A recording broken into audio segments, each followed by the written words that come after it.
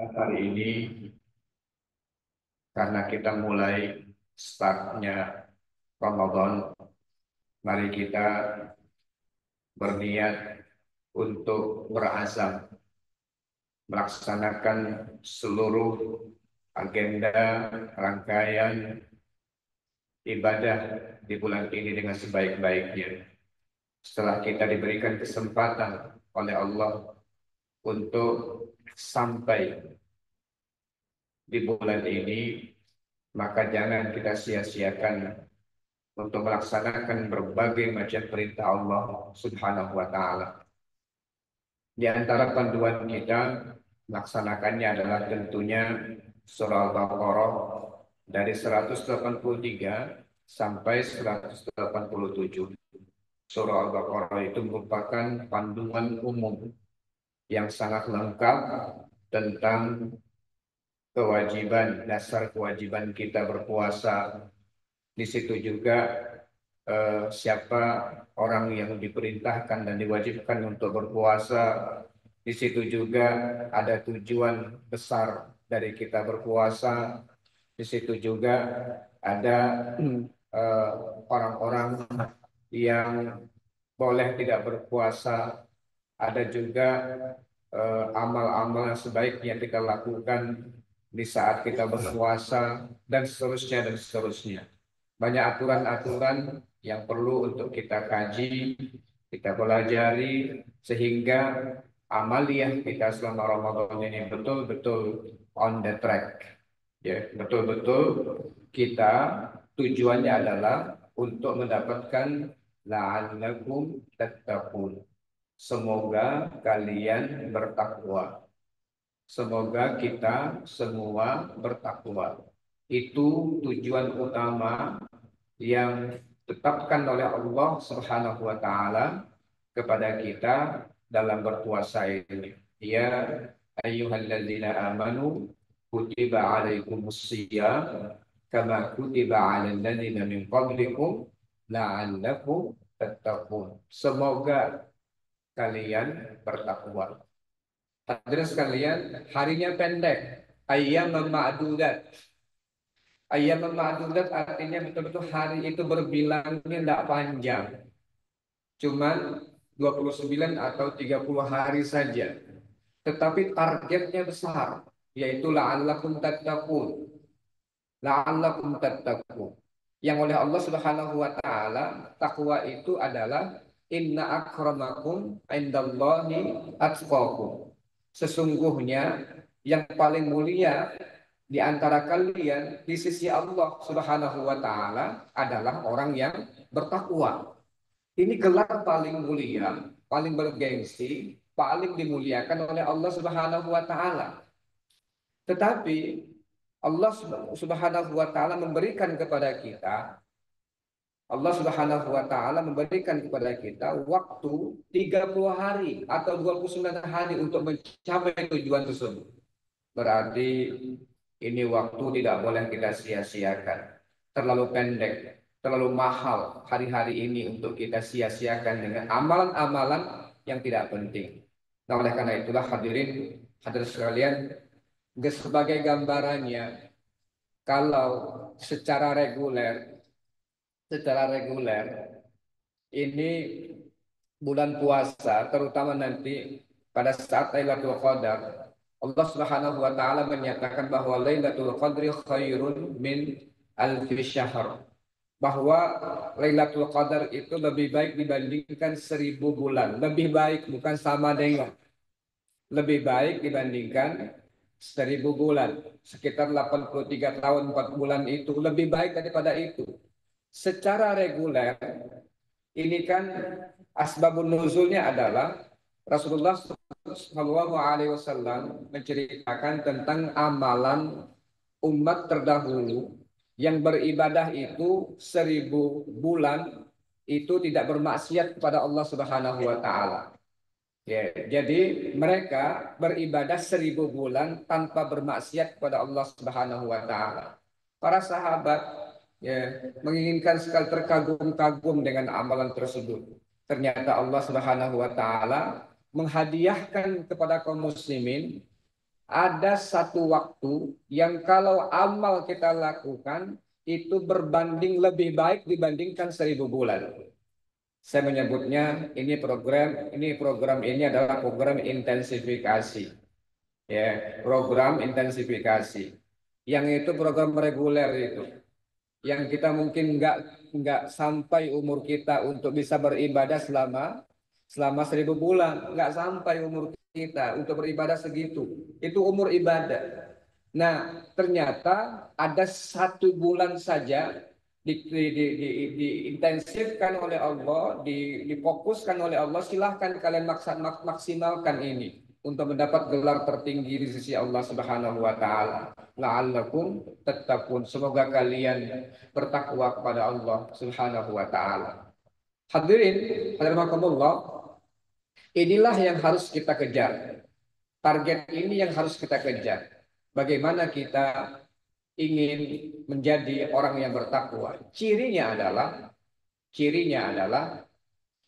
kita semakin bersemangat melaksanakan perintah Allah Subhanahu wa taala, semakin takut meninggalkan larangan Allah Subhanahu wa taala.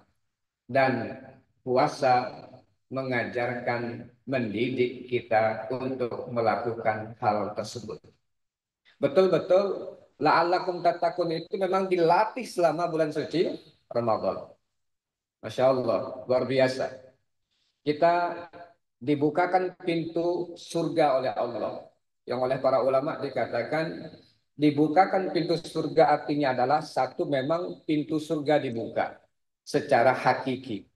Tapi makna yang lain adalah jalan-jalan ke surga, amal-amal untuk mendekatkan kita, masukkan kita ke surga, dimudahkan oleh Allah Subhanahu wa taala selama bulan suci Ramadan ini. Mudah-mudahan kita minta sama Allah supaya dimudahkan ini. Kita minta sama Allah supaya dimudahkan. Alhamdulillah,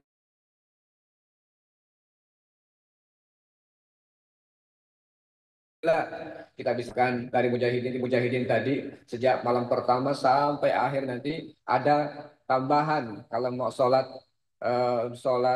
tahajud, sholat qiyamul lail mulai 2:30, kira-kira 1 jam selesai, insya Allah 1 juz 1 malam. Nah, kalau mau nambah itu setelah tarawih, apa namanya, yang ba'da isya, mau nambah lagi, mujahidin menyiapkan program tersebut. Masya Allah. Jadi ternyata kita bisa bangun lebih awal dibandingkan di hari-hari biasanya. Nah, ini namanya pintu-pintu surga dibuka oleh Allah. Dimudahkan oleh Allah Subhanahu wa taala kita untuk menuju masjid. Alhamdulillah, secara umum masjid lebih ramai dibandingkan hari-hari biasa. Itu namanya pintu-pintu surga dibuka oleh Allah Subhanahu wa taala. Oleh karena itu, Allah mudahkan, ya, untuk mendapatkan ini. Allah berikan kita target besar, Allah mudahkan kita dengan cara pintu-pintu surga dibuka, dimudahkan kita untuk beramal. Kemudian pintu-pintu neraka ditutup, betul-betul neraka ditutup. Kemudian amal-amal yang mendekatkan manusia ke neraka, manusia berpikir untuk melakukannya. Nah, itu namanya pintu-pintu neraka ditutup. Dan ma'asyiral muslimin rahimakumullah, kita menjadi sangat takut. Kita menjadi sangat takut untuk melanggar perintah Allah. Meskipun rumah tidak ada orang, pintu semua ditutup, kesempatan untuk makan ada, barang-barang yang enak, makanan yang enak tersedia, tapi mikir-mikir manusia, orang yang berpuasa untuk melanggar perintah Allah, meskipun tidak ada orang yang melihat dia. Ya, meskipun tidak ada orang yang melihat dia, tapi dia mikir untuk makan itu. Padahal tersedia, makanan itu halal. Tapi karena dia sedang berpuasa, dia tidak berani untuk menyentuh makanan tersebut. Padahal itu milik dia juga. Itulah latihan puasa itu. Luar biasa. Kalau ini dipertahankan oleh kaum muslim, di mana saja dia berada, ternyata dia merasa dipantau oleh Allah Subhanahu wa taala setelah Ramadan, itulah takwa. Betul-betul dia melaksanakan perintah Allah, meninggalkan larangan Allah karena takut dengan Allah Subhanahu wa taala, merasa dipantau oleh Allah Subhanahu wa taala. Nah, latihannya sebulan ini. Latihannya sebulan ini. Sebab itu kami menghimbau kepada kita semua, terutama pribadi kami, mari kita usahakan bikin program. Program, kalau bahasa sebuah buku itu namanya 24 jam bersama Rasul. Ya, 24 jam bersama Rasul. Sejak kita mau tidur sampai kita tidur kembali, kira-kira apa amalan yang sebaiknya kita isi ini? Jangan sampai ada yang kosong kemudian sia-sia selama bulan suci Ramadan ini. Kita start sejak mulai hari ini nih, kita manfaatkan betul. Contoh, ketika kita bangun tidur, kita baca doa, dapat kita pahala. Alhamdulillahilladzi ahyana ba'da ma amatana wa ilaihil nusyur. Lalu biasanya masuk ke WC, sebelum masuk kita berdoa, Bismillah, Allahumma inna na'udzubika minal khubuthi wal khaba'ith. Kemudian ketika keluar WC kita doa ghufranak. Terus kalau kita pakai baju, Bismillah. Ketika kita melihat cermin kaca, Allahumma kama hassanta khalqi fahassin khuluqi. Terus begitu kita kawal setiap pekerjaan kita itu dengan doa, dengan ajaran-ajaran yang diajarkan oleh Allah Subhanahu wa taala dan oleh Rasulnya Shallallahu alaihi wasallam. Nah, kita usahakan setiap agenda kita, bahkan tidur sekalipun, niat kita hari-hari ini adalah untuk menguatkan kita ibadah. Jadi kalau kita mau tidur, karena memang harus tidur, manusia sebagai manusia, manusiawi untuk tidur, ngantuk, tidur, niatkan untuk ibadah, tapi jangan banyak-banyak. Ya. Jangan terlalu banyak tidur pada hari-hari ini, sayang kita untuk memanfaatkan waktu yang sangat luar biasa ini. Karena ada yang beralasan tidur kan ibadah akhirnya dari pagi sampai sore tidur untuk menghibur diri karena nggak biasa puasa akhirnya menghibur diri dengan banyak tidur. Itu sayang, ya, sayang sekali. Nah, jadi kita manfaatkan betul semua aktivitas kita niatkan karena Allah Subhanahu wa taala. Contoh lain, mari kita kawal setiap amal-amal yang disunnahkan oleh Rasul ini. Contoh, ketika sahur. Sahur itu oleh Rasul diperintahkan, ya tasahharu fa inna fis suhuri barokah. Sahurlah kalian karena di sahur itu ada barokah. Ketika kita sahur, niat kita itu adalah ngejar barokah yang dijanjikan oleh Allah Subhanahu wa taala. Karena Rasul mengatakan di situ ada barokah. Kita sahur betul-betul niatnya untuk dapat barokah dari Allah Subhanahu wa taala itu. Nah, jadi eh, begitu kita ingin memanfaatkan hari-hari ini. Contoh lain, sahurnya Rasulullah itu adalah jelang jelang jelang terakhir, jelang-jelang subuh, sahurnya Rasul itu. Ketika ditanya salah seorang sahabat yang pernah sahur bersama Rasul, berapa sih jarak antara sahur Rasul dengan subuh itu? Sahabat ini jawab sekitar baca ayat 50 ayat. Ya, kalau baca ayat sekitar 50 ayat. Itu jawaban dari sahabat. Jarak antara sahurnya dengan subuh. Baca ayat sekitar 50 ayat. Dan 50 ayat mungkin ya sekitar 15 menit gitu ya. Sekitar 15 menit, 20 menit atau sedang lah itu. Kenapa? Ternyata itulah sunnah. Nah, ketika kita mengakhirkan sahur dengan tujuan mengikuti sunnah Rasul, dapat lagi pahala. Jadi niat kita terus kita kawal seperti itu untuk mengikuti Rasul, untuk mencontoh Rasulullah Sallallahu Alaihi Wasallam dan seterusnya. Mudah-mudahan semakin banyak kegiatan kita, semakin mendapatkan pahala yang besar. Ketika berbuka, kita mempercepat sunnahnya, mempercepat. Pokoknya kalau sudah masuk waktu silahkan berbuka. Itu bukan karena kelaparan, tetapi ternyata Rasulullah Shallallahu Alaihi Wasallam menyatakan, la yazalun nas bi khair ma ajjalul fitr. Manusia selalu jadi orang baik sepanjang dia mempercepat untuk berbuka. ngejar khairnya itu, ngejar kebaikan. Kenapa? Rasul menjanjikan bahwa orang yang berbuka yang paling cepat itu adalah menjadi orang yang khair, jadi orang yang baik. Nah, gitu. Jadi kita mau pastikan apa-apa saja amalan yang kita lakukan ini karena Allah Subhanahu wa taala. Tapi yang paling utama adalah man soma ramadhana imanan wahtisaban. Itu dulu yang mau kita kawal. Yang paling utama adalah man soma ramadhana imanan wahtisaban. Barang siapa berpuasa Ramadan karena imanan. Dikatakan di sini iman adalah tasdikot, membenarkan, membuktikan bahwa kita memang orang yang beriman.